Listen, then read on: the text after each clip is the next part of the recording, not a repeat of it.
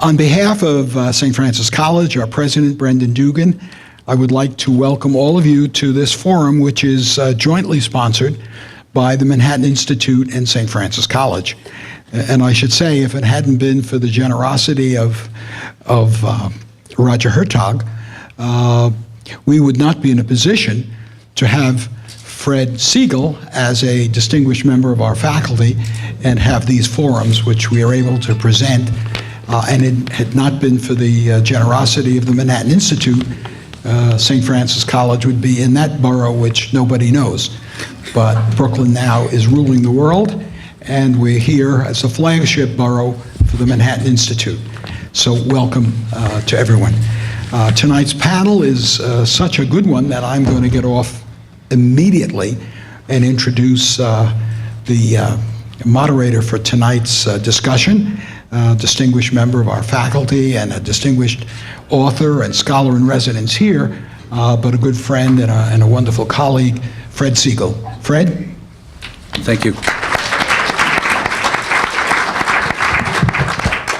If you'll excuse me, I'm not going to stand up. I was on an exercise machine and pulled muscles, and the doctor gave me two pieces of advice. He said, number one, suck it up, nothing can be done. And the second was, next time you go to a gym, walk to the gym and then keep walking.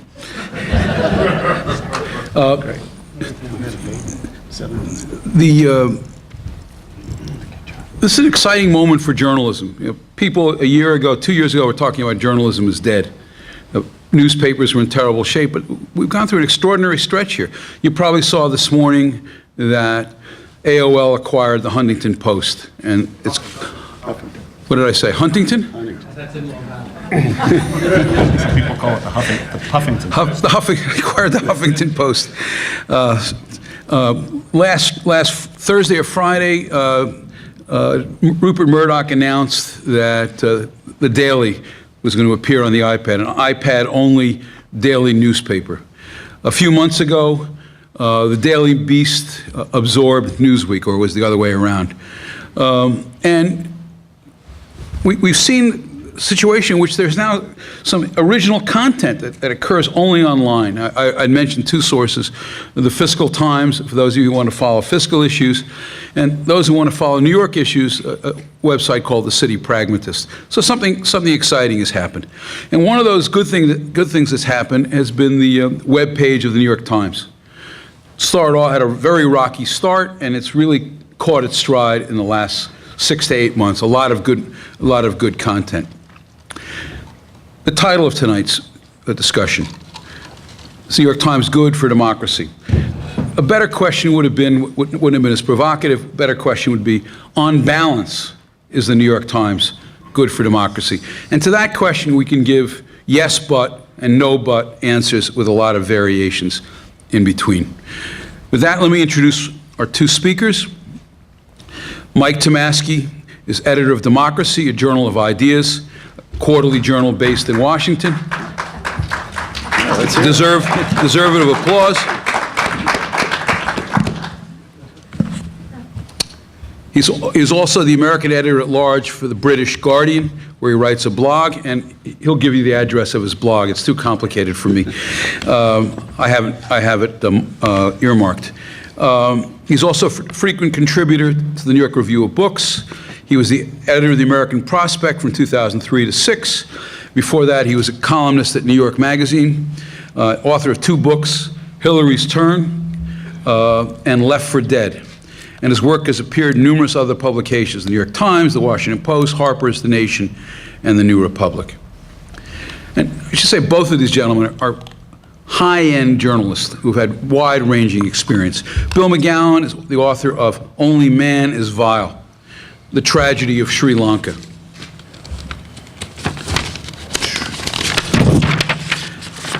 Which won a prestigious award, which I've unfortunately neglected to note, and Coloring the News, How Political Correctness Has Corrupted American Journalism, for which he won a National Press Club Award in 2002. A former editor at the Washington Monthly, he's reported for Newsweek, the BBC, the New York Times Magazine, the Washington Post, the New Republic, Columbia Journalism Review, and a variety of other publications on and offline. A regular contributor of book reviews and essays to the Wall Street Journal, he's been a frequent commentator on Fox News, CNN, MSNBC, and NPR. A former senior fellow at the Manhattan Institute, he's been a media fellow at the Social Philosophy and Policy Center and lives in New York City, which is why he was almost late today.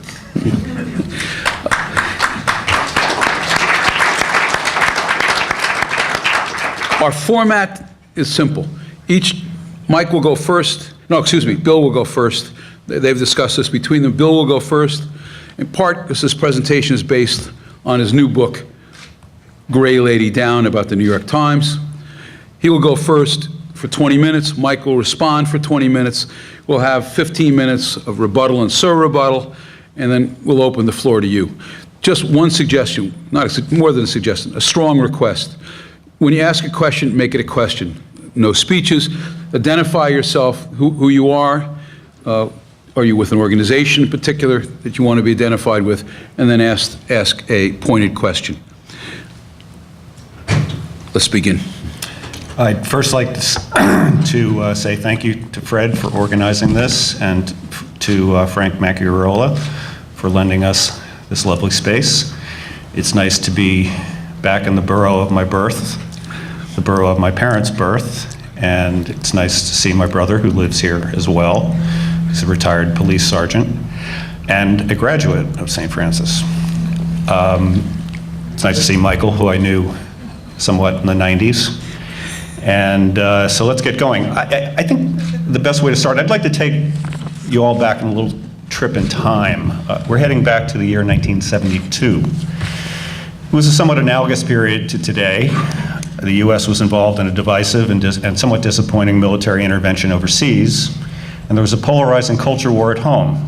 Though instead of red state versus blue state, it was hippies versus hard hats, or hard hats versus hippies.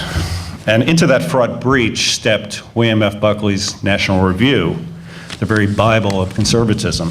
In September 1972, National Review published an article about the Times with the headline, "Is it true what they say about the Times?" It was co-written by John Ottinger and Patrick Maines, one a former reporter at the New York World Telegram, the other the assistant of National Review.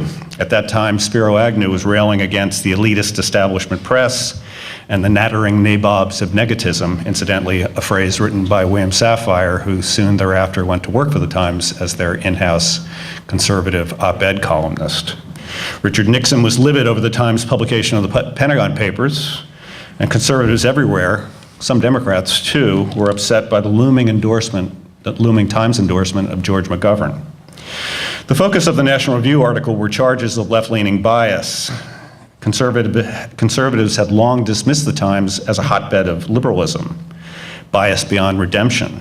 But, the National Review asked, to what extent was this impression soundly based? It essentially examined 5 issues that they said fell along a left-right cleft. They were Senator James Buckley's 1970 run for his Senate seat, the anti-ballistic missile treaty and vote in 1969, the failed Supreme Court nomination of federal appellate court judge Clement Haynsworth, and President Nixon's decision to mine the harbors of North Vietnam, including Haiphong.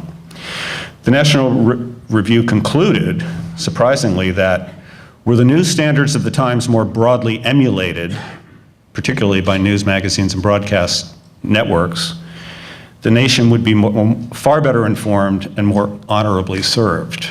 Now, this was clearly a tribute to the journalism practiced and upheld by Abe Rosenthal, who was then executive editor of the New York Times. He was executive editor from 1969 to 1986. It was a journalism based on professional detachment, as much as possible, impartiality, agnosticism. Rosenthal was determined to keep the paper straight. He once told Joe Lelyveld that it was important to keep a firm right hand on the tiller because the newsroom would naturally drift to the left. He believed that there should be no editorial needles in which reporters used their personal political opinions to go after anybody. He believed that there should be no pejorative quotes that were either unattributed or made somebody look bad that weren't fair. Rosenthal was very patriotic, and he was extremely wary of the counterculture. And he was also very wary of conflicts of interest amongst his reporters. When he found out that a woman he had hired had once had an affair with a politician in Philadelphia, I believe it may have been the mayor, he famously fired her and said, and I'll pay deference to the fact that this is a Catholic institution, I don't care if my reporters bleep the elephants, but if they do, they can't cover the circus. So let's fast forward a bit. It's 2003. In the wake of the Jason Blair plagiarism scandal, TV comedians are having a field day. David Letterman said, "You know the old slogan of the New York Times, all the news that's fit to print?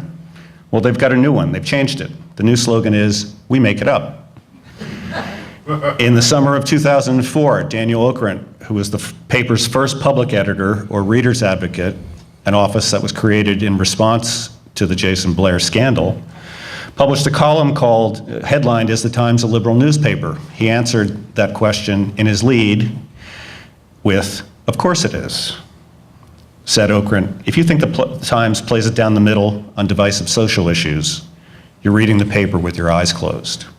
Indeed, in October 2004, just a few months after Okrent's column, Jay Nordlinger of the National Review, echoing many conservatives, wrote a repudiation of that pro-New York Times 1972 article advocating going timesless. This is certainly a far cry from that 72 article and Buckley's oft-stated assertion that doing without the Times would be like going without arms and legs. There were a lot of other controversial issues in 2005, 2006. There were charges that the Times was a treasonous organization for publishing scoops on the National Security Agency's electronic surveillance of terrorism and terrorists and terrorism suspects, both at home and abroad. There were demonstrations outside the Times that called the New York Times the Al Jazeera Times. And then in 2010, we have the WikiLeaks. And we have WikiLeaks, and particularly its Cablegate, the dump of State Department diplomatic cables. Again, there were accusations of treason, denouncements, proclamations of possible prosecutions from officials, probably blowing smoke for public consumption. Let me say right here, I don't advocate going timeless in the least. I don't think the Times is treasonous, although I don't think its sense of post-national patriotism is the same as traditional notions of patriotism, and I think we'll get that into that a little later. I certainly don't think it should be bombed, as Ann Coulter once thundered. I've read the Times since I was a kid. I was very proud, very early in my career, to be published very prominently in it. I consider the Times an important national resource, albeit an endangered one, and I confess to being one of those New Yorkers who refer to it simply as the paper. Pre-internet, I'd wander down to the local newsstand to get the next day's edition. If I was out of town and couldn't find it, I'd get withdrawal symptoms. But I'd say sadly, those days, that young man and that New York Times are gone. For generations, the Times was considered the gold standard of American journalism, and the institution was considered central to the public discourse and policy debates at the core of our democracy and our shared civic life. Yet, I don't think for this generation, the Times could be called what Dwight MacDonald said it was for his generation, which was the principal point of contact with the real world. Nor can it be seen, I think, as Gay Talese once put it, as necessary proof of the world's existence, a barometer of its pressure, an assessor of its sanity. Indeed, some may not care. Some may think the Times are relevant in this age of media hyperchoice, but I think it's more necessary than ever, largely because much of the new media don't have the resources or talent and money that the Times does, nor the authority. That might be changing. Nor can they provide the common narrative we need as a nation and a neutral form of establishing what's true and what's not. These times still might demand the Times, but they certainly demand a much better Times than we're getting. A lot of people focus on the decline of the Times by citing some of the big ticket scandals, institutional blunders, and financial problems. I rather focus on the everyday reporting. I think, to be sure, the Times still can produce impressive journalism, and it can serve democracy quite well. It was excellent on the BP oil spill. I think it served democracy quite well by showing some of the diplomatic and strategic blunders of the Bush administration in the first couple of years of the Iraq intervention. I think it's been pretty good on the plight of ordinary people during this recession. I don't think it's been particularly good on Obama's solutions to the recession, but I think it's humanized and brought home the suffering and ordeal that a lot of people are going through. Unfortunately, a tide of left liberal, politically correct orthodoxy has caused the paper to drift from its traditional role of honest broker of important political and social information to that of a partisan cheerleader. The editorial page has always followed its own agenda. The problem is that the perspectives in the editorial page have bled over into the news report and are spread between the lines of the news reporting. Bill Keller has said that the Times practices a journalism of verification. I would say that it practices a journalism of values projection. And that bias, there's really no other word for it, has created a journalism at odds with its historical mission of rendering the news impartially without fear or favor. And it's also created journalism at odds with the liberal democratic values it's long stood for. So even if you do support a more partisan Times, and there are those that do believe news organizations should take up ideological cudgels like they do in Europe, Britain in particular.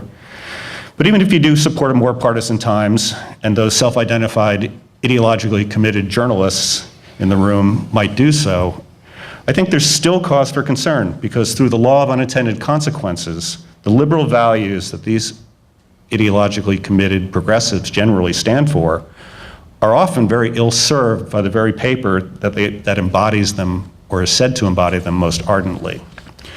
John Dewey, the great educator, professor, and philosopher, is credited with defining the vital habits of democracy. These were the ability to follow an argument, to grasp the point of view of another, to expand the boundaries of understanding, and to debate the alternative purposes of what might be pursued. Yet, I don't think the Times measures up to this standard. I think instead of expanding the boundaries of understanding, the Times has narrowed them. I don't think it gives enough sense of the alternative pursuits. And I think instead of raising the tone of public discourse and make it more intellectually sophisticated, the Times journalism often oversimplifies it, in some cases truly dumbs it down, blunting the public's faculty for reasoned debate. I think that here I'd like to go into a couple of the issues where I think the Times' faulty journalism and its ideological biases have not enhanced but impaired our democratic culture, our democratic processes, and our democratic policy making. This material, as Fred mentioned, is taken largely from my latest book, Gray Lady Down. It's the shortest of my 3 books, but it still weighs in at 260 pages, and so by necessity, I'm going to have to skim the treetops here to meet the time limit.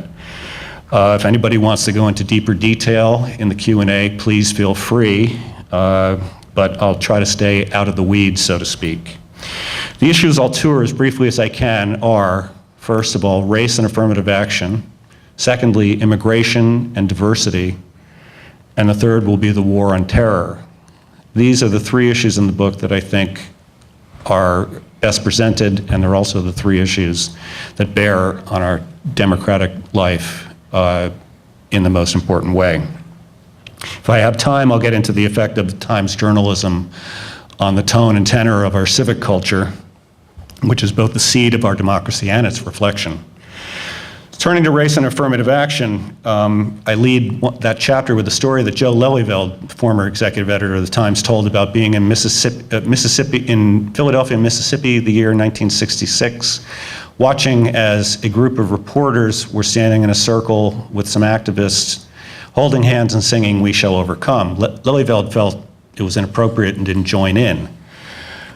That sense of professional detachment, very much a product of the institutional culture that was drilled into every reporter during the Rosenthal years, has not endured. Today, when it comes to the issue of race, the Times is sitting front and center, singing in the choir. And it's singing with a moral fervor and a gusto. An orthodoxy of racial engagement and diversity now governs the personnel policies of the newsroom, but even more so, the political sensibility behind most of its coverage. I think we see that in stories that involve historical racism, injustices and atrocities of the past. Some are newsworthy. Things concerning the trial of Emmett Till, the retrial of the Emmett Till murderers. Of course, newsworthy. But others seem more to stoke racial guilt. And they seem to be, printed in pursuit of emotional reparations. There's a certain script that the Times will report on, which involves white oppression and black racial victimization. We see that in its reporting on criminal profiling. It's one of the Times hobby horses where it'll get a hold of some report, usually by a liberal think tank, and then will go to town 3 or 4 times in the space of a couple of weeks and report that there are more black kids being stopped and frisked than white kids in certain neighborhoods. We also have victimology in the coverage of the Katrina catastrophe. In one case, there was a major hoax perpetrated on a reporter who used a self-described victim of the Katrina catastrophe to present herself as a victim of the bureaucratic inertia that had her holed up in a flea bag hotel in Queens, her health in jeopardy, her having to go to 4 or 5 trips to the hospital, her children all living together with her. In fact, she had never been anywhere near Katrina when it struck. She said she was from Biloxi. She didn't even have custody of the kids she said she had, and she never went to the hospital. She was never in the hospital. In fact, she was wanted for check kiting and check fraud. She was arrested shortly after the Times piece ran, and shortly after that, the Times Standard editor issued a memo saying to the reporters, "We'll have no more single-source stories." The reporter essentially took her at her word and never checked any of the public records that were available to check. We have the awful story of the Duke rape case, which Stuart Taylor, a journalist at the National Review, wrote a wonderful book about, in which he called it a fable of evil rich men running amok and abusing poor black women. It was just a story that was too good to be true, Dan Okrent said. It was too delicious. Okrent said the Times should take out a billboard in Times Square and apologize, but they never did, and there was never an editorial note to readers or anything acknowledging just how bad the Times reporting had been, how much it slandered the lacrosse players in question, and how much it needed to take account for what it had done. I look at black politicians. Historically, I look at their treatment of Malcolm X. In 1965, when he was assassinated, the Times said he was an extraordinary but twisted man, turning many gifts to evil purposes. They also decried his ruthless and fanatical belief in violence. But in 2004, in relation to a Harlem exhibition, it referred to Malcolm X as a civil rights giant. And then there's Al Sharpton. Al Sharpton has more lives than a cat. When you think of just what kind of racial arson and agitation this man is responsible for, Tawana Brawley, the riots in Crown Heights, and I think one of the worst was his role in the massacre at Freddy's Market up on 125th Street in Harlem, where 8 people were killed. Was that the case? 7 or 8. 7 or 8 people were killed. Sharpton had gotten on the radio and said, "We will not stand by and allow them," meaning white landlords, in fact, the landlords are black, "we will not allow them to move this brother so that some white interloper can expand his business on 125th Street. One very bright commentator, I think one of the sharpest pencils in the box, wrote one time that the memory hole into which Freddy's disappeared fits the pattern of Mr. Sharpton's political career. After each major outrage, Sharpton draws in the press and selected rubes, I think he's referring to the Times, and assures them that this time he's really reformed. The first new Sharpton, complete with fawning profiles in the New York Times Magazine and the New Yorker, came after the Tawana Brawley hoax. I would mention that after the Freddy's massacre, there was a story in the Times I remember very vividly with the headline, "Sharpton Buoyant in a Storm." We have Jesse Jackson's love child. Now, the double standards there are pretty vivid. I think if Ralph Reed had fathered a child out of wedlock and had used his organization's funds to support her, that would probably be bannered on the front page of the paper. Instead, Jesse Jackson's similar transgression and actions were buried on page 27 in a single column. Obama, the Times is in bed with him since the beginning. They delayed for an entire year stories about his relationship with the Reverend Jeremiah Wright that they should have gone into, and they were shamed into it. ABC News got a video of Wright, and it was only after that that Jodi Kantor, its Chicago reporter, really started writing what she should have been writing from the get-go about what Wright was all about. They also allowed Obama to get away with minimizing his relationship to the former weather terrorist, former member of the Weathermen, Bill Ayers. David Axelrod said, well, he was just, somebody new from the neighborhood. His kids go to school together. In fact, they had a relationship over 10 years in several different venues, a couple of foundations. They were closer. I would like to switch now to immigration and just look at just how much immigration has been seen as a fait accompli.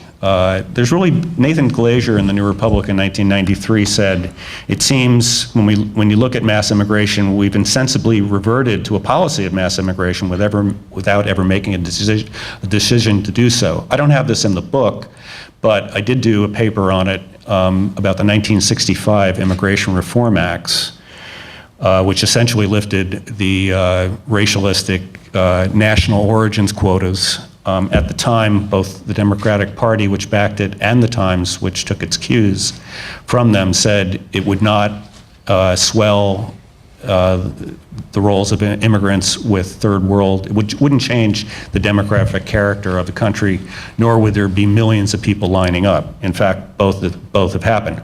Whether the demographic change is good or bad makes no difference to me. But what is important is that this was a huge pivot, a pivotal period, a pivotal moment in immigration history, and the Times was completely at a loss to understand it. Since then, the Times has followed a very pro-immigration script. This goes particularly in areas like alien criminality. There was one case where the El Salvadorian gang MS-13 actually sent an assassin up to New York to try to get an ICE agent who was very good at breaking up some of the rings on Long Island. They got the guy before he was able to go after him, but the Times never did the story. And one of my immigration activist friends in Washington said, what's it going to take for them to pay attention? Are they going to need the beheading of a federal judge? There's another way that they've treated immigration somewhat glibly and without the gravity that they really should. The issue of sanctuary cities, which came up in the 2008 Republican presidential primaries, sanctuary cities being places where immigrants are allowed to live without having to worry about their documents being checked or any kind of ramifications from crimes committed that aren't serious felonies. Gail Collins said that sanctuary cities was just a right-wing buzzword for freaking out red state voters. She said it had a sci-fi ring. She said, next time you hear a political ranting about a sanctuary city, say, wasn't that where Keanu Reeves was trying to get to in The Matrix? The Times has been extremely, if not absolutely, silent on dual citizenship. Just give me a minute. Okay. I'll wrap up. Okay. On dual citizenship, these are issues that we're facing now with 93 different countries offering that. Dual citizenship leading to dual loyalties. It's been extremely soft on Islamic immigration. It won't go anywhere near issues of the different customs and values and attitudes that are, I think, profoundly anti-democratic, involving the submission of women, involving female genital mutilation, involving polygamy, and most importantly, the issue of honor killings, which is an issue around the country, but you wouldn't know it from the Times. And I'd also get to the idea that the Times has been very soft on the ideological nature of Islam in terms of the imams that they've featured. They featured Anwar al-Awlaki right after 9/11 as a moderate voice. He, of course, even authorities at the time knew that in San Diego he may have given harbor to 2 of the terrorists, and that several of the terrorists may have been praying at his mosque in Brooklyn. He has since, of course, become the major jihadi propagandist and is on the US hit list. I'd say that when it comes to immigration reform, the Times just invokes demagoguery. When people called into Capitol Hill against the immigration vote, their columnists called it that they were just robots doing what their party leaders had told them to do. And then they invoked the nativism canard, that it's just what's part of our history is nativism. On the war on terror, I'll just close by saying that soft on Islam approach when it comes to immigration is projected into the war on terror. The war on terror is seen, the tools used to fight the war on terror are seen as more dangerous to American democratic life than the threat that Islamic jihadism represents. I think this comes from a set of ideas fixé about the nature of militant Islam. It doesn't want to admit it. I think the Europeans probably could teach us a lesson on that. There's too much likening of the crackdown on Muslim suspects and those who might give them succor to the Palmer raids, which took place in World War I, and the internment of the Japanese. These are completely different historical occurrences, but the Times tends to lump them all together. In summation, I would say, and I'd like to get into some of what I can't get into right now in the rebuttal, but I just want to pose a question. One of Thomas Jefferson's most famous quips was that he'd rather live in a nation without a government than a nation without newspapers. And I wonder if he was reading the Times right now, whether he'd say the same thing. Thank you very much. Thank you.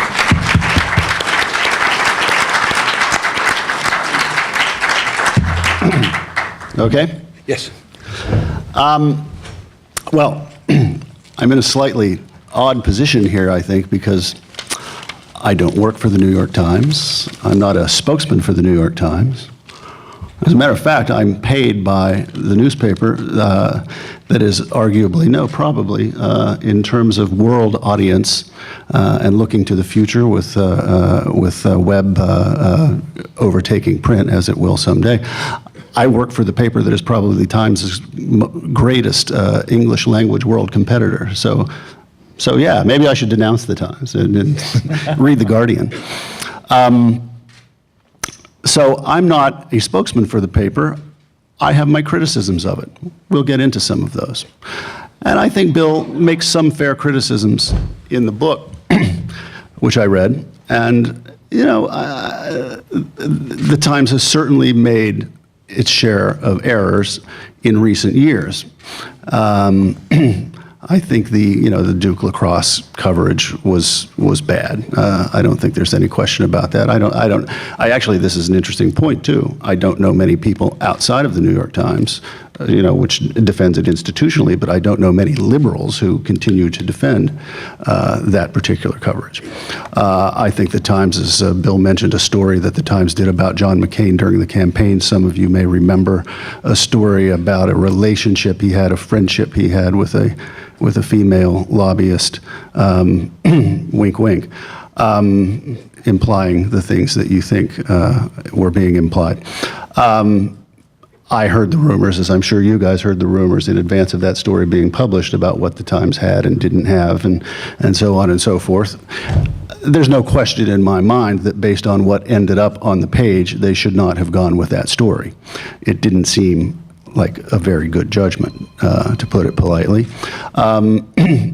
So certainly they've made some mistakes. Jason Blair episode, obviously a black eye. I think there's probably something in general to Bill's sense of the paper's natural institutional biases. I want to be careful here about how I phrase this. And I think one of the reasons I was asked to do this, and by the way, thank you, Fred, for asking me, and Frank, and thank you. It's nice to see you, and thanks to St. Francis College.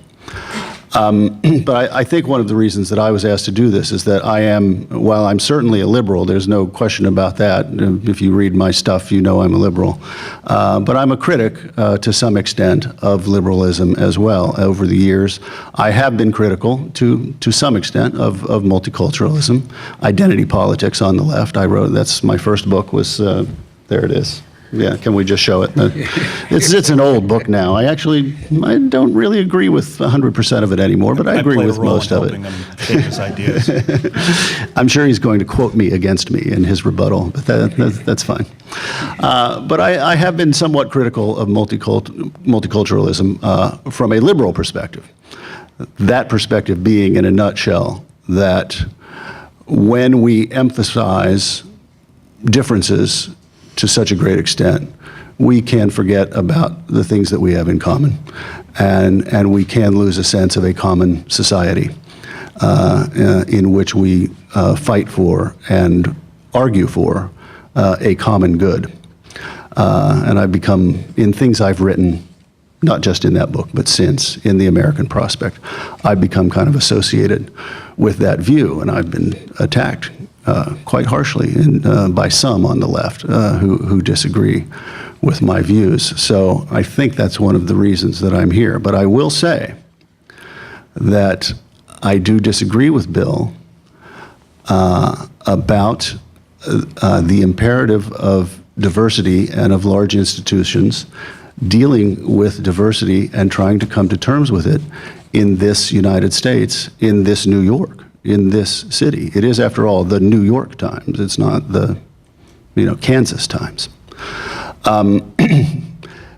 Bill harkens back to what he calls a golden age of the New York Times, and there's no question that the Rosenthal era was a good one for the paper, and one in which the paper has much to be proud of, and there's much to respect. But I'm inherently suspicious of Golden. They weren't golden for everybody.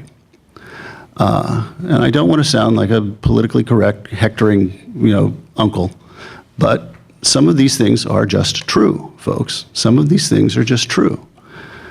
In the great glory days that Bill invokes, the fact is that if you walked around the New York Times newsroom in those days, in 1967 or something, it was 98% men and it was 98% white. Now, all right, that's how it was.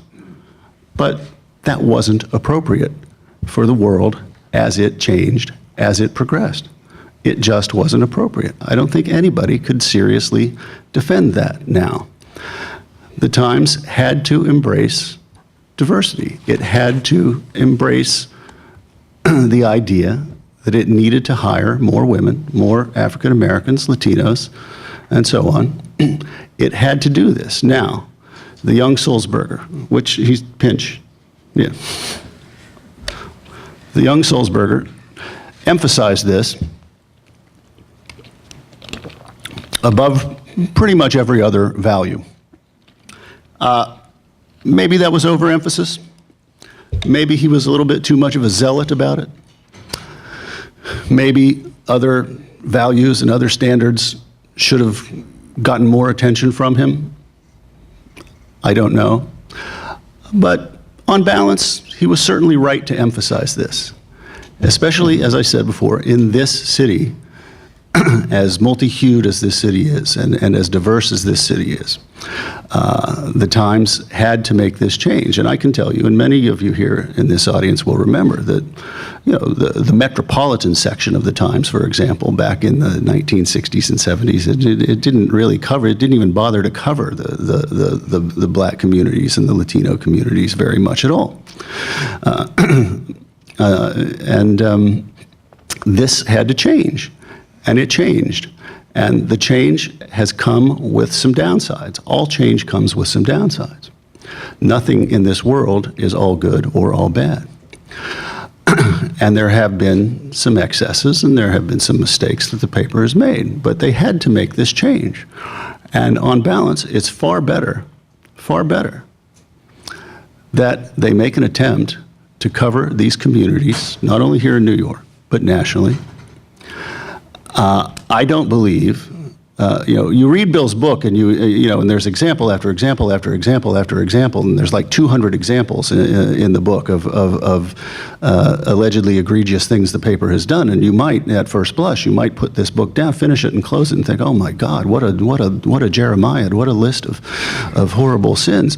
But then, okay, step back and think for a second. Okay. He's talking about 200 stories, something like that, over a period of about 20 years. 20 years during which the newspaper has probably produced 365 editions, probably 50 byline stories a day. I'm no good at math. What's that? 18,000 stories a year times 20 years, 360,000 stories. Okay, subtract out the business section and some of these other things. But, I don't think that the cahier, if I may lapse into French, that Bill produces is as big of an indictment as he suggests that it is.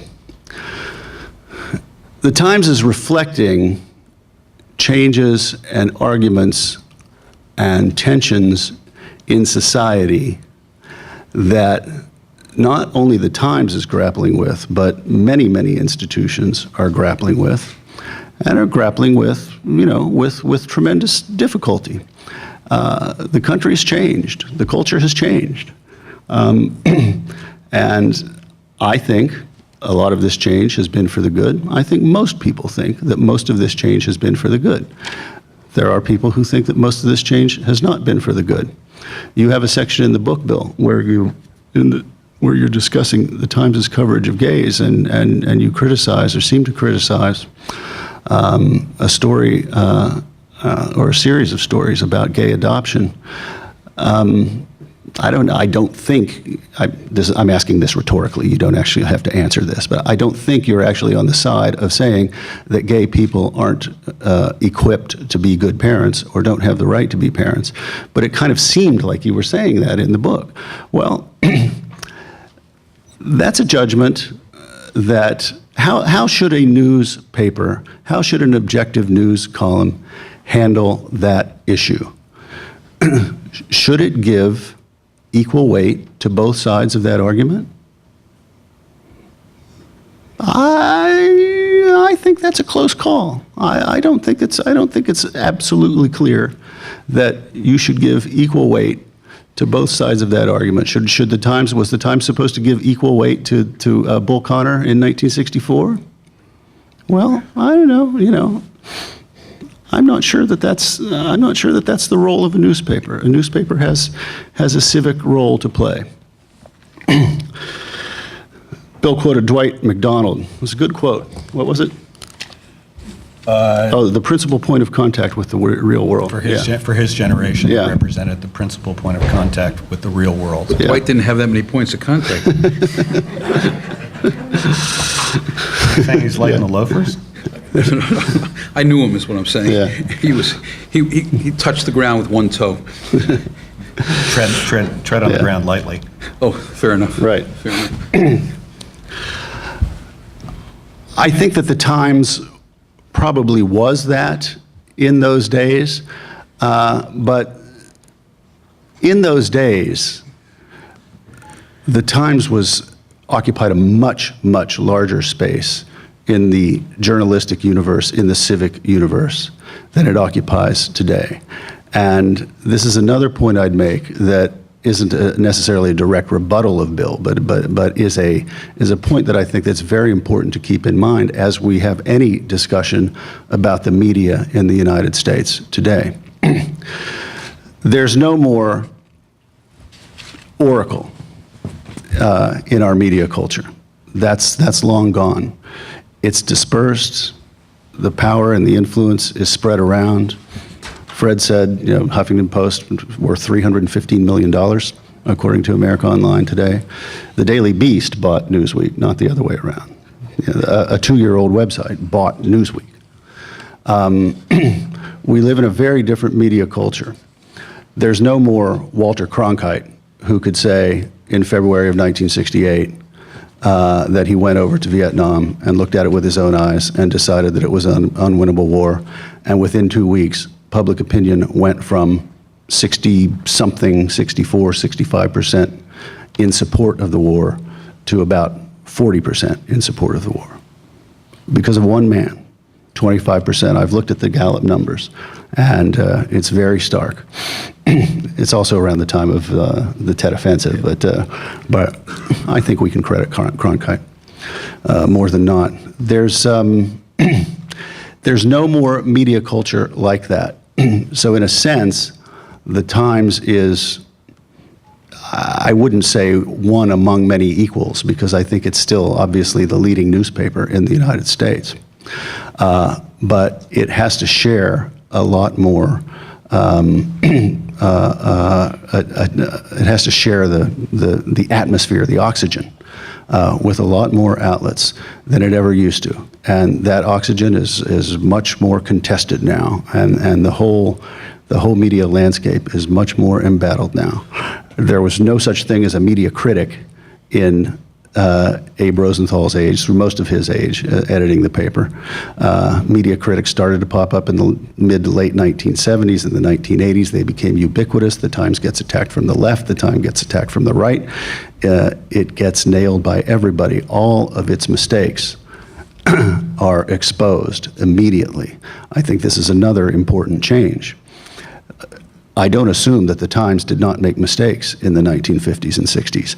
I assume, rather, that they weren't exposed by endless numbers of bloggers and media critics. Another point about the so-called golden age.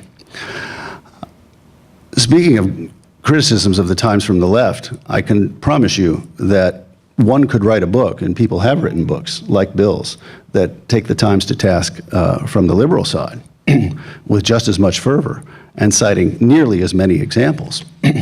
Bill cites a couple in the book, the liberal critics of Hal Raines, for example, of which I was one, and he quotes me accurately as having criticized Hal Raines' editorial page when he was running the editorial page in the Clinton years.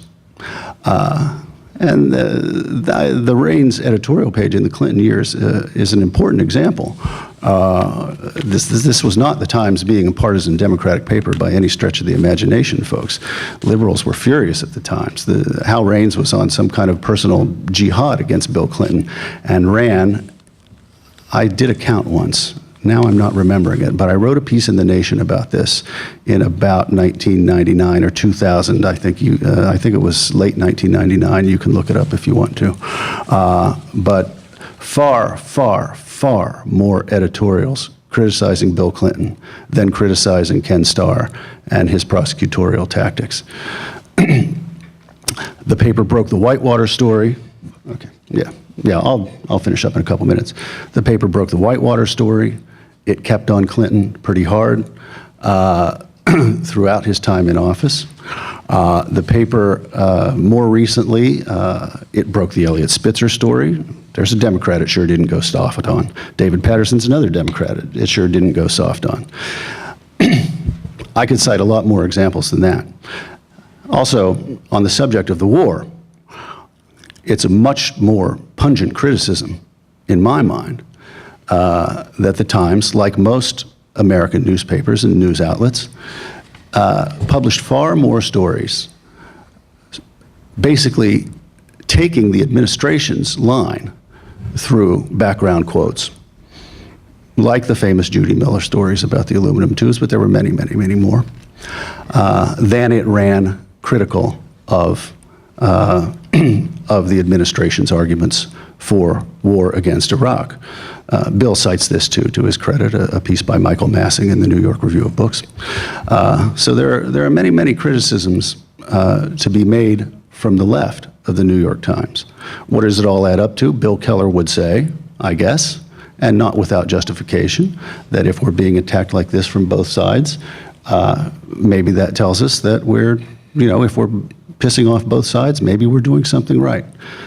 I'll conclude by saying that I still think, on balance, whatever its errors, it's an excellent, excellent newspaper. Has anybody in this room quit reading the Times on principle? Yes. Okay. All right. Okay. We've got, let the record show that out of, 80 people here, we've got about 8 hands. All right. Well, that's something.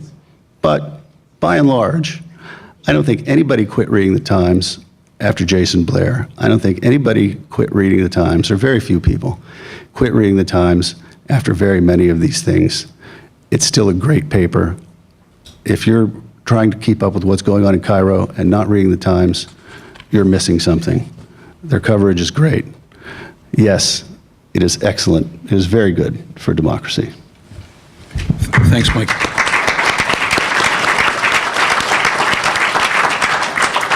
Let's have a few minutes, 10, 15 minutes now. Guys, exchange rebuttal, sir rebuttal. Yeah, I'd like to ask Michael one question, and it involves the issue of double standards at the Times. Michael once famously wrote an American Prospect blog piece, the headline of which, "Keller Must Go," and also suggested that Arthur Sulzberger Jr., who I do not call Pinch because I think, like Arthur Sulzberger Jr. says, a man should earn his own derogatory nickname. He took his from his father, Punch. But I'd like to know, having done that, how you've gotten both your books reviewed. You were the subject of a very glowing profile in 2006 about young liberals sort of fighting back. Meanwhile, I've been blacked out twice in both of my books. The first time, the editor of the book review was addled enough to actually go on the record to the San Francisco Chronicle and say, the reason we're not reviewing this book, or I'm not sure we should review this book, is because I'm not sure it's proper to review a book that's so critical of a newspaper, a book about a newspaper like this that's so critical of a newspaper like this.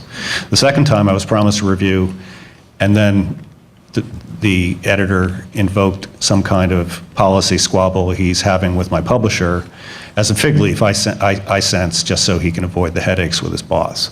So I think we'd have to say that in terms of ideological double standards, and I go into this book in terms of the politics of the Times Book Review and media, that the Times fawns on left liberal journalists and media and authors, and it either ignores or insults those coming from the right. I don't particularly think I'm coming from the right in my criticism of the Times. I think I'm coming from the point of view of good journalism. Michael said that, maybe there's 200 stories that I pick out. This was a charge I went through last time with Coloring the News, that I was cherry picking. One of the reasons why I decided to pile up example upon example was that I wanted to show that they were representative. I did not do a quantitative study that would determine the representation, but I think people got the drift that when you pile these up more and more, that this is the norm rather than the exception. As to this point that the Times was at one point during its golden age all male and all white. It's probably true. I agree. There are always problems in nostalgizing. I don't know who said it. I wish I had my Google here, but nostalgia is the rust of memory. Was it Shakespeare? Yes. Yeah. Thank you, Google. That being said, I think Michael misses my point when I'm critical of diversity. I'm not as critical of diversity as a personnel policy, as long as it's within the law. What I'm critical about diversity, two things, and Fred used this phrase once, mandated diversity, where the state comes in and says you have to have a certain quota, a certain number. But I'm more concerned with diversity as an ideological policy, where it bleeds out into the news coverage, where it translates into a kind of solicitude toward minorities, where it translates into a kind of demographic triumphalism, where it translates into endorsing the politics of proportionalism, set-asides, quotas, university admissions, where it translates into vilifying those who are trying to roll back affirmative action programs, such as Ward Connerly in California, Prop 200? 209. Connerly was the subject of an extremely insulting and demeaning magazine story, the gist of which was he wasn't black enough, and he was a self-hating black, and that's why he was leading the effort to roll back affirmative action in California. Horrible, horrible story. The effort to raise standards at CUNY, I think in 1997, was interpreted by Bob Herbert, columnist at the Times, as ethnic cleansing, because it was felt that minorities wouldn't be able to qualify if open admissions was terminated and standards were put in place that would make them have to attend either remedial classes or community colleges first. So that's my truck with diversity. The other truck I have with diversity is, and I think as a progressive, Michael should be concerned about this, is the idea of community is very much a progressive value. It's also a conservative value as well. It cuts both ways. The communitarian movement in America does not have a red state, blue state divide. It has Pat Buchanan in some ways, and it has the Saul Alinsky's successors on the other. But it's interesting how Robert Putnam, the famous sociologist at Harvard, who wrote the report and later the book, Bowling Alone, about social isolation in America, had been working for a number of years on assessing the impact of diversity on civic engagement and democratic participation. He did not like the results he got. Essentially, he said that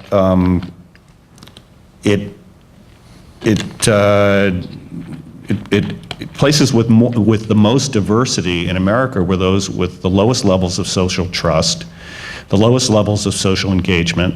People tended to hunker down. It basically became couch potatoes. They didn't go out and go to the local cake sale or join the Rotary or the Knights of Columbus or whatever have you. Community life withers, and people tend to hunker down in order to escape the friction that develops in excessively diverse places. Yet the Times promotes diversity as an aggressive creed. And this is not just diversity as a personnel policy, but diversity as a demographic reality. You have Charles Blow, one of its columnists, who are basically saying to the Tea Parties, you want your country back, but you're not going to get it. Welcome to America, the remix. And I think it's that kind of demographic triumphalism and that exaltation of diversity and the cult of ethnicity that is not only bad for our democratic life, but it's bad for progressivism itself. And I could enumerate that, and I hope to write about this more. Many progressives today are actually regressive progressives. And when it comes to, particularly when it comes to customs and practices dealing with Islam. I'd like to say that another thing just about the gay adoption, because I think it borders a little bit on a canard. I'm all for gay marriage. I grew up across the street from a gay couple, George and Jim. At that time, they had a woman living with them who turned out to be a bag lady that they brought up in suburban 1960s northern Westchester for cover. Our kindergarten teachers in the town that I grew up in, Croton-on-the-Hudson, both turned out to be gay. As soon as they retired, they ran up their rainbow Jolly Roger flag, and nobody seemed to care. Gay adoption, gay parenting, I don't think the research is firm enough yet. That's not to say that I think kids should spend time in foster care or go without parenting. But the point, I think Michael should read this section a little closer. My point is that the research is not as complete as it needs to be, and the stories that have been written about gay parenting and gay adoption are just doggerel. There are two magazine stories in particular that were just almost impossible to get through, and I think reflected the confusion that the issue generates itself. So anyway, that's what I have to say for now. Are we trying to finish this whole event by 8? Okay, yeah. Okay. Take 6 or 7 minutes. Okay. I should answer your question first. Actually, they didn't review my first book, so there, there's Exhibit A out the window. But you still call for Keller to... Well, I did do that, yeah, and I can't even remember why that was. I think it was because they sat on the story. Yeah, they sat on the NSA story for a year. Well, what can I say? I did it. They did review my second book, but reviewed it kind of unfavorably. So you may be lucky. As for the profile, the fawning profile, it wasn't really a profile of. Okay. It was a sidebar, but I'll tell you, it was after. It had your picture in it. It had my picture in it. That's true. It did have my picture, and I had less gray hair. I just saw that picture recently. But look, I wrote an essay in the American Prospect. I was talking in my first remarks about this concept of the common good. I wrote this essay in the American Prospect.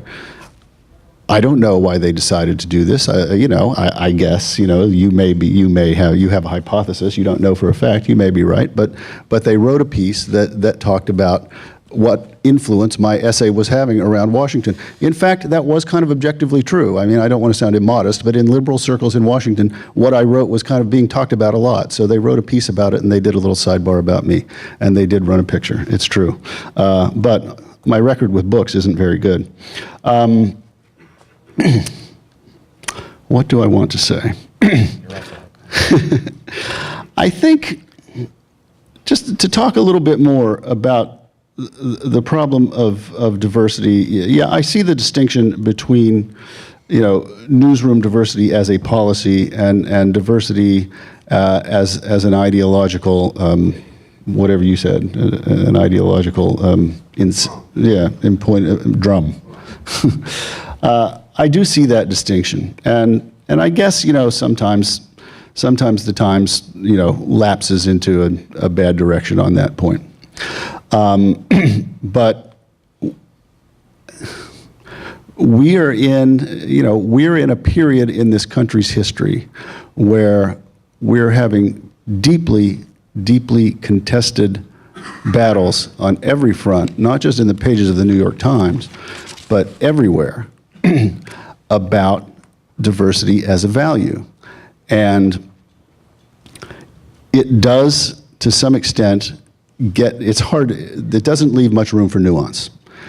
I'm one who has tried to do nuance on this question over the last 15 years or so. Hasn't always worked out, to the way I would have liked it to work out. We're in a historical period where we are fighting this question tooth and nail every day. And I do think that some of the reaction to the Obama presidency has to do with these kinds of questions. And I'm not going to hurl javelins of accusations at Tea Party people about race. I'm not going to sit here and do that. But I think there's no question that there are, in our media, there are representations of two Americas, and they are very intensely at odds with each other. This is not all Americans, by the way. It's like, 30% of Americans on this side and 30% of Americans on this side, and the other 40% of Americans are somewhere in the middle and sort of agree with both sides here and there. And actually, I think those 40% tend more to agree with the progressive side than they do with the conservative side. Otherwise, the New York Times would be losing circulation like this, and there would have been a value judgment made by society at large that the New York Times was failing the country. I don't think that judgment has been made by the citizens of this country. I don't think it's been made by the media consumers of this country. Yeah, the New York Times' stock is in difficult position, and they built this building, and they're having whatever difficulties they have, but they're still selling 1 million whatever copies a day, and they're selling a lot more copies than, say, the Washington Times, which is maybe the right-wing equivalent of, if the New York Times is everything that Bill says it is, then its opposite number is this paper, the Washington Times, which some of you may not even know exists, but it was started by Reverend Moon 30 years ago, and it exists because he's willing to lose whatever he loses on it, $30 million a year, I think I've read, but whatever the number is, an astonishing amount of money over the years. They've never gotten their circulation that I'm aware of into above 100,000. Let alone 1 million. So conservatives like to let the free market decide things. The free market's deciding. The New York Times is a success. The Washington Times is not much of a success and is underwritten by an extremely wealthy man. Mike, let me turn to questions. Yeah, fine. That's my conclusion.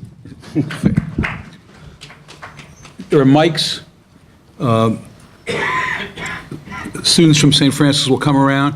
Just, if you want to talk, move into the aisle and just tell us who you are, what organization you're connected to, and That's nice. ask a brief question.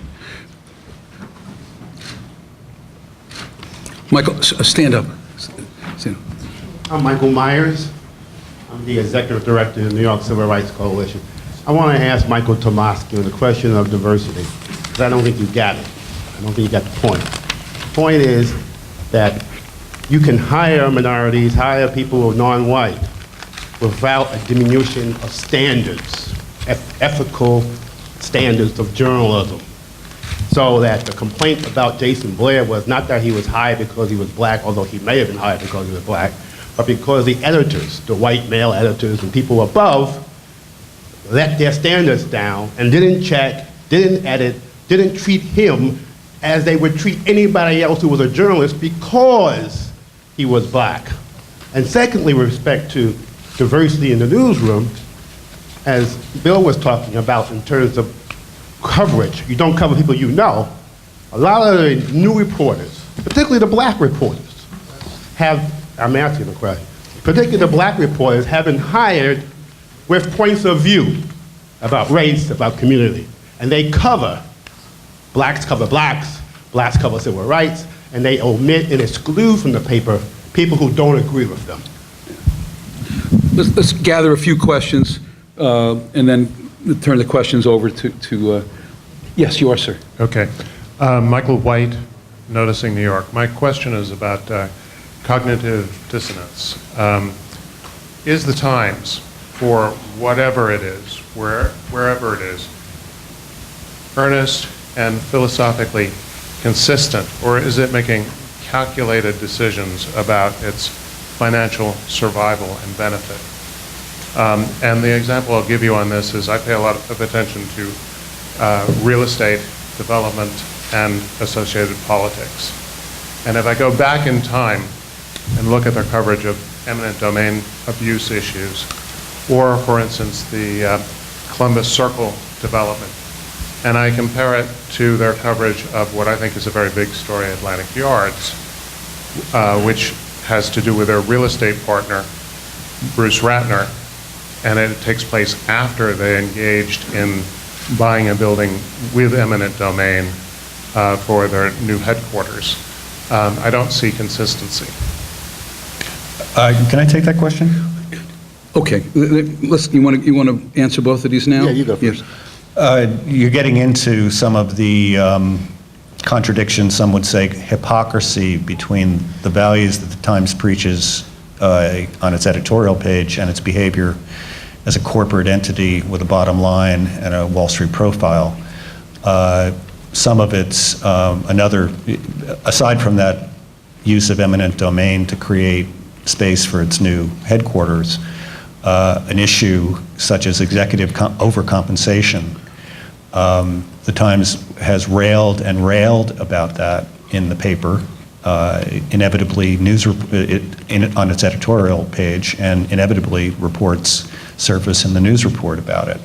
However, even though corporate governance is one of Arthur Sulzberger Jr.'s hobby horses, the Times executives are way overcompensated.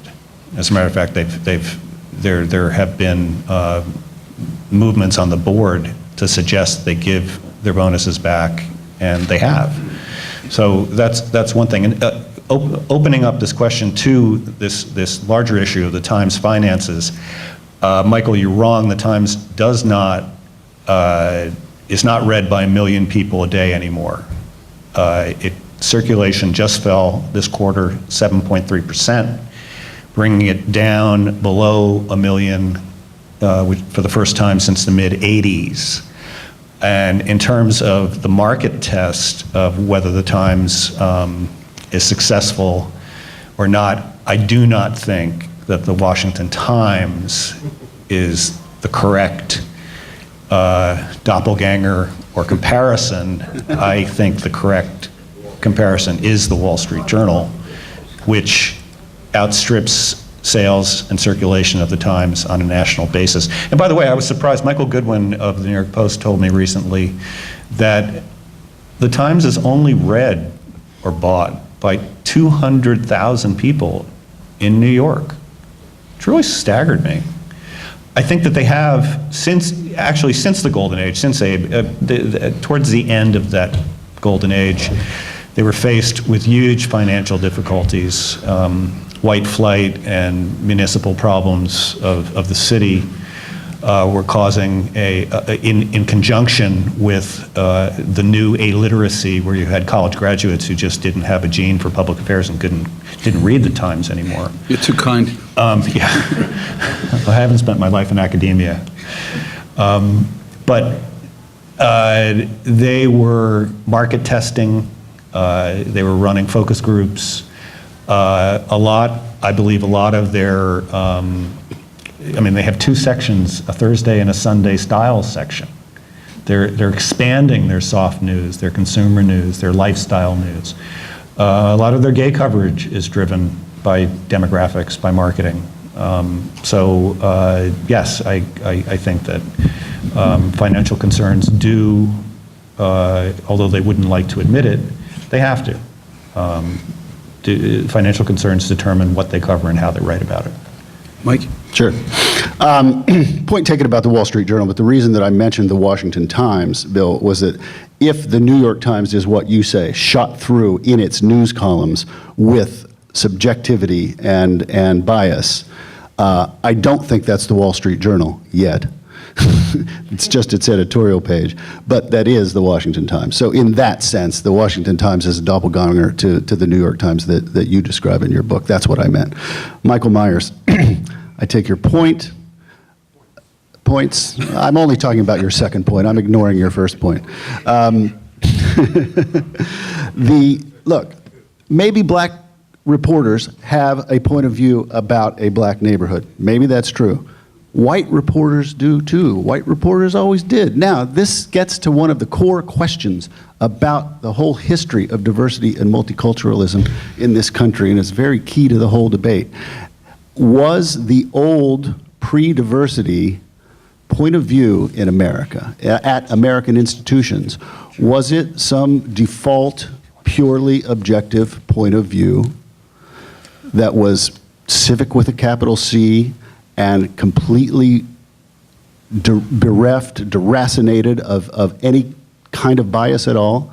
Or was it just the point of view of the men who happened to run that thing back then, and it had its own biases and its own subjectivities?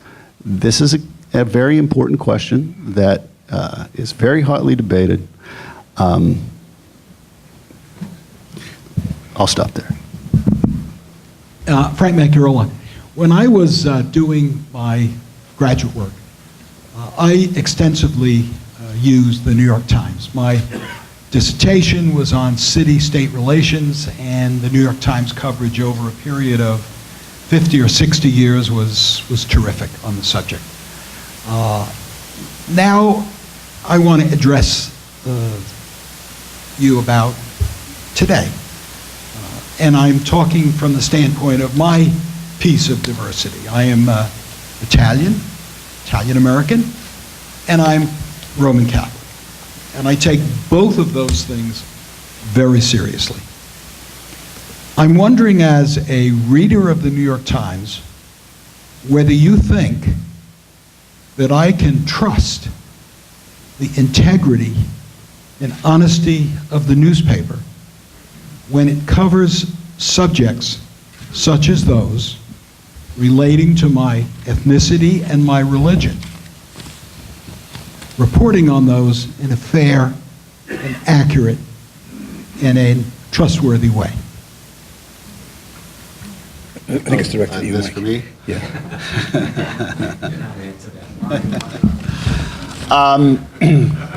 Geez. What would you think if I said yes, Frank? I think you're not Catholic and you're not Italian. I'm actually half Italian, but it is true that I'm not Catholic. But I am part Italian. Look, I don't know. I don't read every word of their coverage of those issues. I assume to some extent you're talking about the problems with the Catholic Church and the child abuse things. Well, I can't speak. Okay, I won't speak to the particulars of the Times coverage of that issue. It's not fresh enough in my mind. But Bill can do that, I'm sure. But I would just make the point that those things apparently did happen. There are certain realities in the world that the New York Times didn't create. We did go into Iraq on the basis that we were going to find weapons of mass destruction that didn't exist. The New York Times didn't create that reality.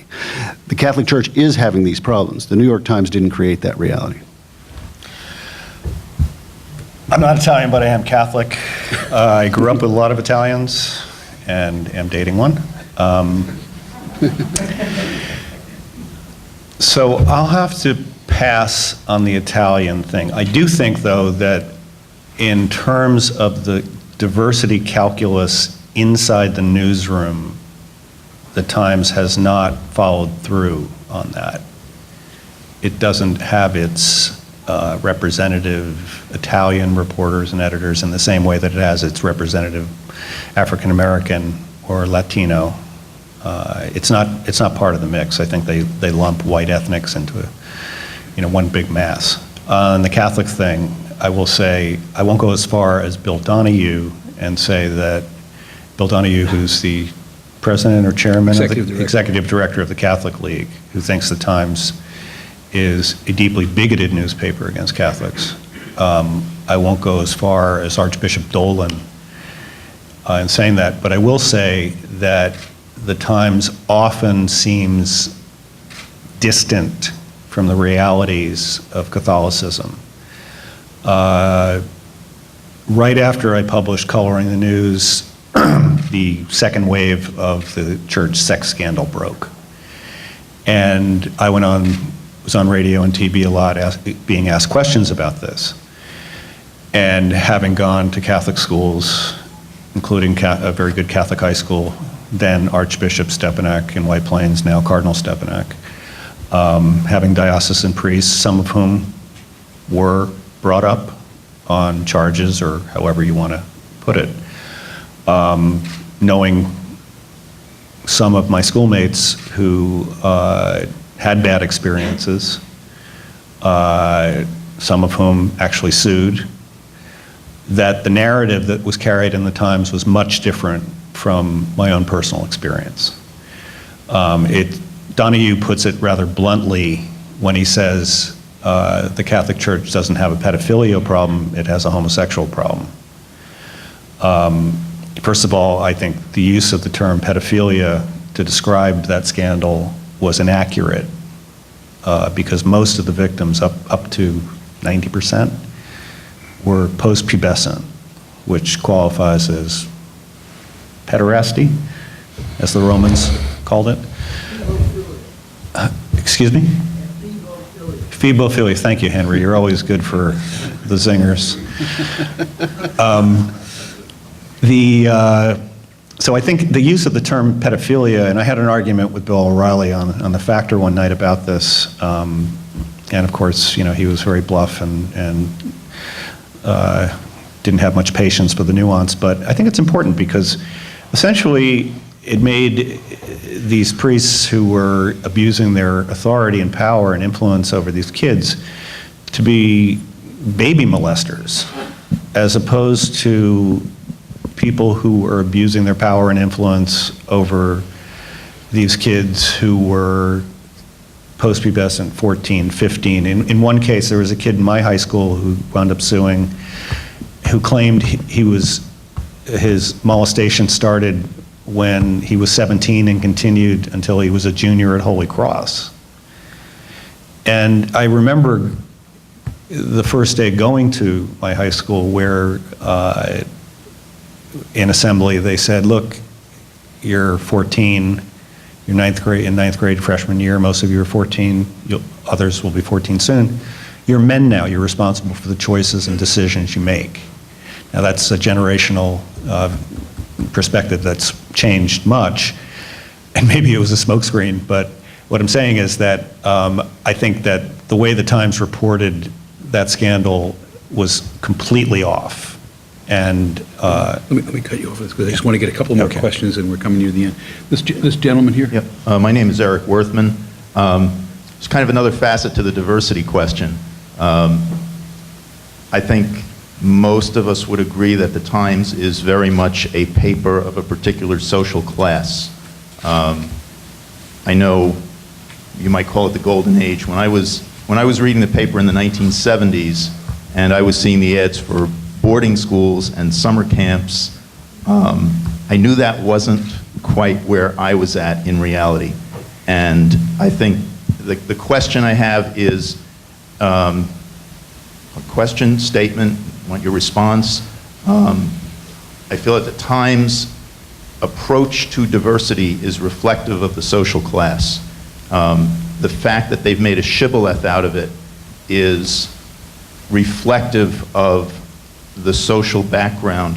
When you say the newsroom was 98% white, I think there's a reason why that was. Most of us, I think, in this room, you know, as you say, it's the New York Times. Most of us in New York live diversity. We work with people. We're related to people of a variety of ethnic and racial backgrounds.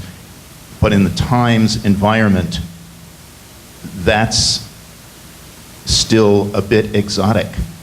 And does that affect their approach? Let's get one more question and then go to the gentleman here. The question I ask is how could you talk for more than an hour and not mention the run-up to the Iraq invasion with the garbage put out by Judith Miller? She had editors and they Sir, excuse me, printed it. let me interrupt you. That's not- That's come up repeatedly. You weren't paying attention. Let's get another question. if I could just add something. It Judy just came Miller's up for a reporting moment. did not by itself drive us into Iraq. Or Israel and the Palestinians. Not a word. Well, it's outside of the purview of my book. I mostly focus on domestic issues. Yes. Bring the mic to this gentleman here, please.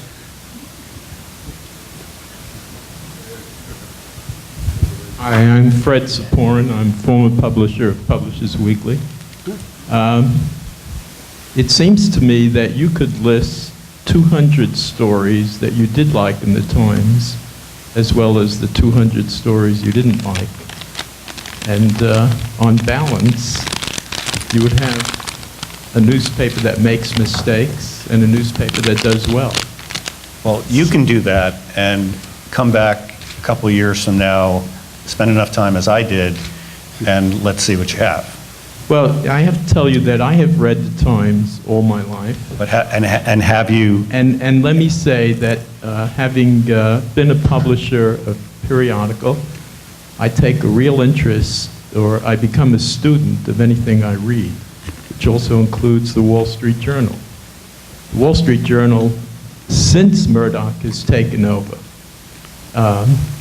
while it certainly still remains an excellent paper, there's considerable leakage in what they're covering, and what they are now doing, and what they used to do, and their golden age is gone as well. The fact that they, but I don't see what, as against the grand notion that it is not good for democracy. You have listed what seems to me nitpicking, and haven't addressed that big grand issue about whether the Times is good for democracy or not. What I've heard, just like this gentleman here, who didn't like their coverage of the Catholic Church, as if... Freddie, wind up. I want to get a couple more questions in before... I wound up. I think it's more than nitpicking. Bill, just hold on for one second. Let me just get a couple more questions in, and then answer Freddie and other people. Anyone else want to ask a question? Oh, yes. Oh, wait. There's Henry. Henry is required to ask a question. It's in the city charter. One thing, you didn't ask the question, which I think is very important and which constitutes Rule 18I in our rules, and that question is it good for the Jews? No one has talked about that, and that's the anti-Israel slant of the Times. It's something that's attracted considerable attention. Just like to hear what you think of it. Since you have two non-Jews here, I'm sure they'll have very interesting answers. But let me stop. We're coming to the end of the evening, so why don't I give each of these gentlemen a few minutes to just sort of wrap up, give us their thoughts, and then we'll let people go home and get dinner. Oh, I'm Edward Hockman. I am Fred's acolyte. I wish this had been entitled, "Is the Times Still Worth Reading?" Two things. One about philosophy. You asked whether people gave up their Times subscriptions. I did, as a result of what I thought was disgraceful reporting and commentary regarding the Tea Party and the Congresswoman being shot in Arizona. I mean, it was journalism at its worst. And I'm wondering, that keeps bleeding over into the rest of their editorials, and I'm not sure reading the editorial page is worth it anymore. Secondly is regarding accuracy.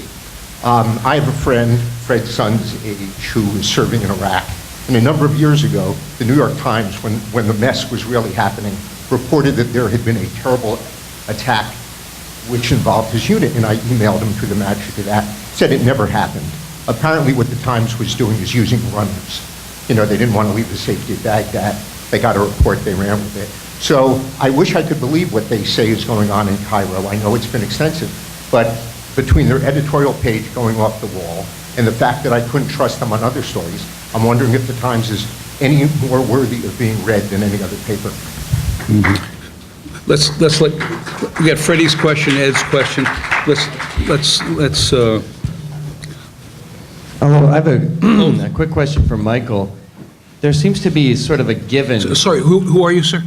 My name is Gavin McInnes. There seems to be a given here that all races, genders, sexual preference need equal distribution at any news source in order to give a solid picture of what the news is. And no one has ever said why. That just seems to be an accepted fact.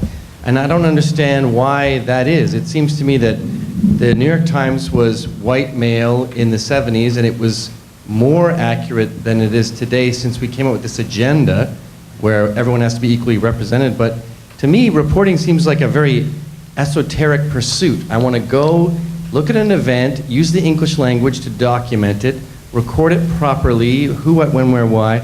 Why does everyone have to do this equally? I mean, it seems like insisting that So let me hold you there. I think all dance hall performers are from the Midwest, and we should have some single moms in there. we've got some, we've got the gist. Answer this? Yeah, why don't you guys take 5 minutes to sort of answer this gentleman's question and the two prior questions? To the issue of nitpicking, I can say that if you come back, if you think you could find something that, through the same rigorous process over several years, more power to you. I don't think you will. As to the question of whether someone's ethnic or racial identity makes them a better reporter on any given subject, I would say there is a question on certain stories of access. Whether the identity and the access translates into better reporting is a different story. I spent 2 years in Sri Lanka reporting on the civil war there. I spoke one of the local languages, but I think I did just as well as anybody who would have gone there who happened to be of South Asian background. I don't think you need to be of a certain ethnicity or race or color, and that I object to. I don't mind giving people a break. I don't mind, giving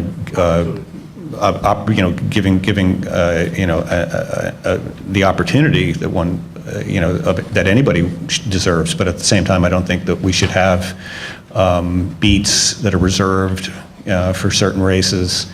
And my experience is it doesn't work either. It just creates resentment in the newsroom and bad journalism. What do you have to say to Ed's question about Tucson? I have a lot to say about that. I think that it was deeply unfortunate that the Times led the pack in assuming that it was political in nature. Paul Krugman's blog on January 8th, was it? No, the incident happened on January 8th, and then January 9th, he blogged something to the effect of, we don't have proof yet that this was political, but odds are that it was. And there were other journalists who took their cues from that. I'm concerned about the tone of civic and civil discourse in this country, and I think that the Tea Partiers are probably have more violent rhetoric, but the liberal and progressive side has its own problem with this. And I can quote you right now, Frank Rich, who calls Americans who wouldn't take on the issue of torture in Gitmo good Germans. So I think that the Times and the left has a lot to answer for too. And maybe this is because of the internet. Maybe people get more slashing and want attention. But I think that it subtracts from the gravitas and the credibility of these people by using terms like that. Mike, why don't you take the last word? Okay. Yeah, I'm against Nazi analogies in most cases, unless you can make a really, really precise analogy about something that the government of Nazi Germany did that you are seeing today. If you can make a really precise analogy and make it stick, then okay, it's fair game. But going around calling people Goebbels, no, I don't think it's a good idea. I actually criticized the Democratic Congressman Stephen Cohen from Tennessee, who recently did that, wrote a piece that was very, very critical of him.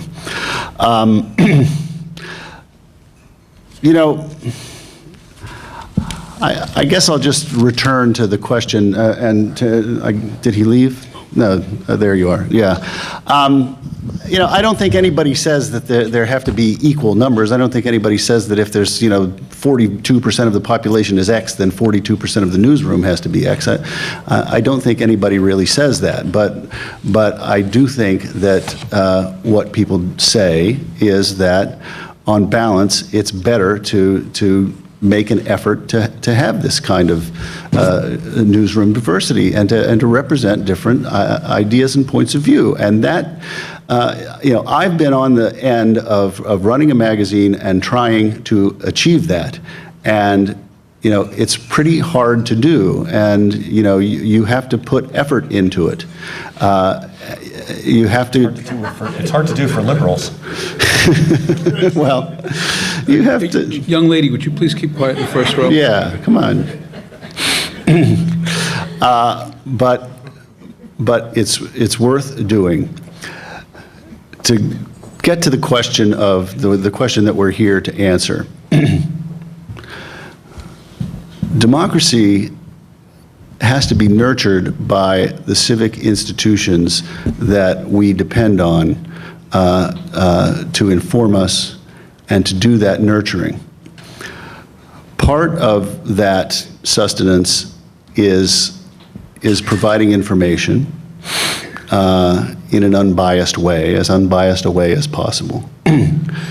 But inevitably, some value judgments about what kind of society we have and want to have to be made.